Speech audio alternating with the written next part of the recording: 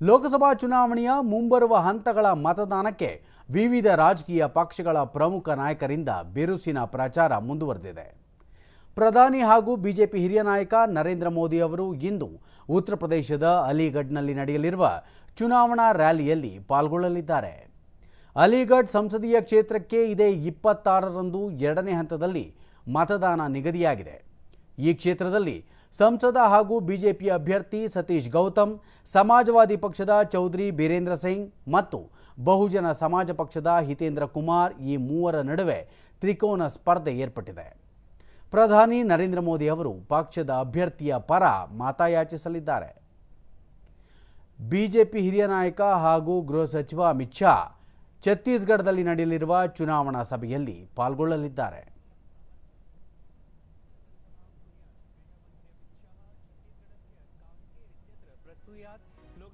ಕಾಂಗ್ರೆಸ್ ಅಧ್ಯಕ್ಷ ಮಲ್ಲಿಕಾರ್ಜುನ ಖರ್ಗೆ ಕರ್ನಾಟಕದಲ್ಲಿಂದು ಪ್ರಚಾರ ಕೈಗೊಳ್ಳಲಿದ್ದಾರೆ.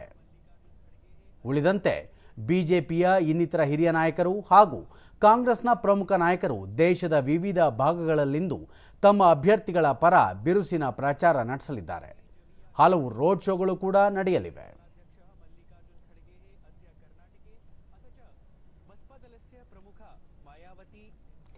ಛತ್ತೀಸ್ಗಢದ ಕಾಂಕೇರ್ನಲ್ಲಿಂದು ಬಿಜೆಪಿ ಹಿರಿಯ ನಾಯಕ ಹಾಗೂ ಕೇಂದ್ರ ಗೃಹ ಸಚಿವ ಅಮಿತ್ ಶಾ ಚುನಾವಣಾ ಪ್ರಚಾರ ನಡೆಸಿದರು. ಸಮಾವೇಶ ಉದ್ದೇಶಿಸಿ ಅವರು ಕಾಂಗ್ರೆಸ್ ಪಕ್ಷ 4 ತಲೆಮಾರುಗಳ ಕಾಲ ಆಡಳಿತ ನಡೆಸಿದರೂ ದೇಶದಿಂದ ಬಡತನ ನಿರ್ಮೂಲನೆ ಮಾಡಲಿಲ್ಲ, ಸಮಾಜದ ಎಲ್ಲ ವರ್ಗಗಳ ಅಭಿವೃದ್ಧಿಗೆ ಆದ್ಯತೆ ನೀಡಲಿಲ್ಲ ಎಂದರು. 70 ವರ್ಷ ಮೇಲ್ಪಟ್ಟ ವಯೋವೃದ್ಧರಿಗೂ ಆಯುಷ್ಮಾನ್ ಯೋಜನೆ ವಿಸ್ತರಿಸಲು ನಿರ್ಧರಿಸಲಾಗಿದೆ. ಇದರಿಂದ ಹಿರಿಯರ ಆರೋಗ್ಯ ಸಮಸ್ಯೆಗೆ 5 ಲಕ್ಷ ರೂಪಾಯಿವರೆಗಿನ ಚಿಕಿತ್ಸೆ ಉಚಿತವಾಗಿ ದೊರೆಯಲಿದೆ.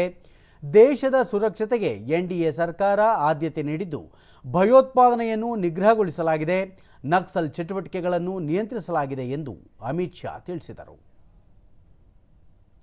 राहुल बाबा, ये सब तो हमारे नेता नरेंद्र मोदी ने किया. नरेंद्र मोदी,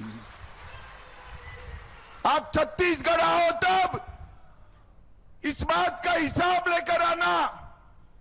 भाई और बहनों, आज नरेंद्र मोदी जी ने देश के 60 करोड़ गरीबों को 5 लाख तक का पूरा स्वास्थ्य का खर्चा फ्री ऑफ कॉस्ट कर दिया है. 5 लाख तक कोई भी मेरा आदिवासी भाई बहन बीमार पड़े, इलाज के लिए खर्च करने की जरूरत नहीं है.